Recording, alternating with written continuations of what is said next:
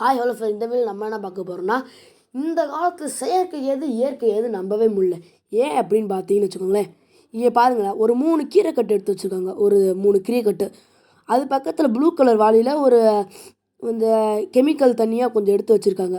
இப்போ அதை என்ன செய்ய போகிறாங்கன்னா, நல்ல தண்ணி இப்போ கீரையை நல்ல தண்ணிக்குள்ளே கலந்து பக்கெட்லேயும் இந்த கெமிக்கல் தண்ணியில் கலக்க போகிறாங்க. இதோட ரியாக்ஷன் தான் இப்போ நம்ம பார்க்க போகிறோம். இப்போ வெள்ளை கலர் பக்கெட் நல்ல தண்ணி, நம்ம வீட்டில் பயன்படுத்துகிற சாதாரண தண்ணி. இப்போ ஒரு கீரைக்கட்டை எடுத்து அதுக்குள்ளே நல்லா நனைக்கிறாங்க. நனைச்ச நாம ஒரு மாதிரி ஈரமாகி ஒரு மாதிரி சொங்கி போன மாதிரி டல்லாக.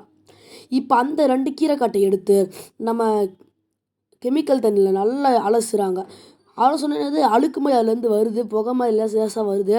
இப்போ எடுத்தோன்னே அது 2 வச்சிடுறாங்க. இப்போ 2 அலசிட்டு இருக்காங்க. அப்படியே நல்லா அலசினோடனே அப்படியே எடுத்து வச்சிடுறாங்க.